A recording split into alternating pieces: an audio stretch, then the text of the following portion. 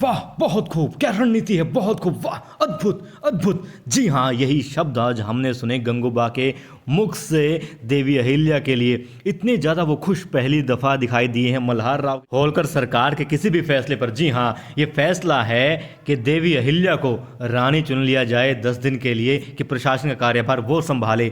जो इंसान इस चीज़ के खिलाफ था कि ये लड़की ही युवराज के लायक नहीं है, वो इंसान आज उनकी वाहवाही कर रहा है। और इससे बड़ी बात क्या हो सकती है, इससे खुशी की ज़्यादा बात क्या हो सकती है कि जो आपको रोकना चाहता, जो आपके कदमों में बेड़ियां डालना चाहता था, जो चाहता था कि लगाम लगाई जाए, वही आज आपके कदमों में फूल बरसा रहा है, खुशी से नाच रहा है कि वाह, आप जिस कदम से चलते हैं, जिस अंदाज से आप चलते हैं, जिस अंदाज से आप बोलते हैं, वो बहुत खूब है। और वो देख पा रहे हैं कि अब स्वर्णिम युग आने वाला है। जी हाँ, मल्हार राव होलकर सरकार ने फैसला लिया कि 10 दिन के लिए रानी बना दिया जाए, कार्यभार जो भी है राजपाट का वो सारा देवी अहिल्या को सौंप दिया जाए।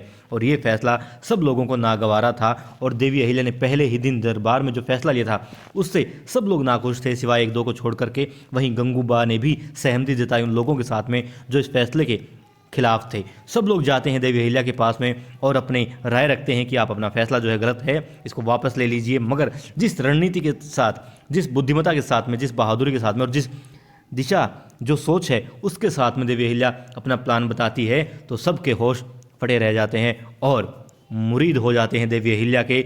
तुकोजी बाजार जाते हैं, वहाँ से एक इंसान को लेकर के आते हैं जो आदिवासी होता है, और बल्कि आदिवासी जो संगठन है, जो समूह है, उसका मुखिया वो होता है। उसको लेकर के आते हैं बाजार से और कहते हैं कि इनकी बेटी की शादी है। पूरा प्लान होता है। मल्हार राव होलकर सरकार के खास हैं, विश्वास पात्र हैं और सेना प्रमुख के पिता भी हैं। वो कहते हैं हाँ मैं जानता हूँ इनको, लेकिन इनकी बेटी की शादी तो बरसों पहले हो चुकी है।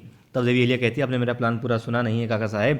तो बताती हैं कि पूरे जो सैनिक हैं वो जाएंगे आदिवासियों के भेष में और बाराती बन करके जाएंगे। बारात इंदौर से जाएगी और जब इंदौर से बारात जाएगी लेकिन आदिवासियों के भेष में जाएगी, तो किसी ने भी, जैसा कि आप लोगों ने कहा, पता है कि आदिवासियों पर हमला उन लोगों ने नहीं किया है, दुश्मन ने आदिवासियों पर हमला नहीं किया है, तो आदिवासियों के भेष में होंगे हमारे सैनिक और वो सुरक्षित रहेंगे। वो पहाड़ के ऊपर भी पहुंच जाएंगे और जंगल में भी होंगे और दोनों तरफ से जो है घेर लिया जाएगा दुश्मन सेना को, निज़ाम की सेना को। तो फिर चक्कर ही नहीं है, कुछ है ही नहीं कि हाँ वो आत्मसमर्पण कर देंगे।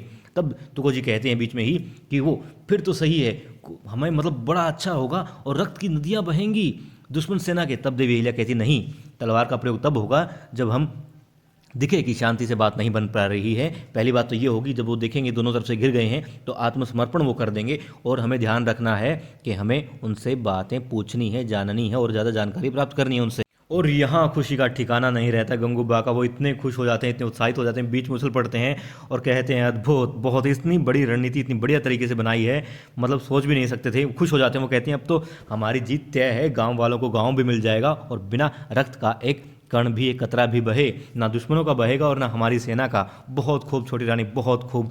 वो बहुत उत्साहित है। मैंने पहली बार देखा गंगूबा को इतना खुश होते हुए। बल्कि सच कहूँ तो किसी भी पुरुष को इस सीरियल में इतना ज़्यादा खुशी से उनका चेहरा दमकता हुआ पहली बार मैंने देखा। खंडेराव भी आज तक इतना खुश नहीं हुए जितना कि, मतलब बच्चे हैं जो खुल के हंसते हैं, वो हमने खुशी उनके चेहरे पर देखी, मगर इतना खुश जितना गंगूबा थे मैंने आज तक इस शो में किसी को नहीं देखा।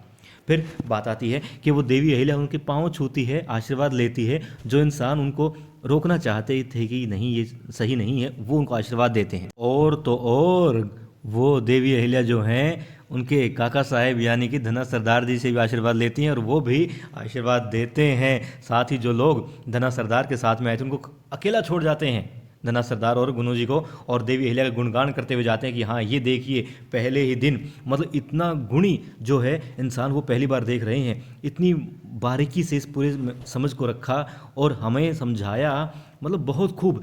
ऐसा अद्भुत तो हमने देखा ही नहीं। वो उनके गुणगान करते हुए उस रूम से बाहर निकल जाते हैं और हाथ मलते रह जाते हैं धना सरदार और गुन्नू जी। बहुत अच्छा मुझे सच में आज का शो लगा।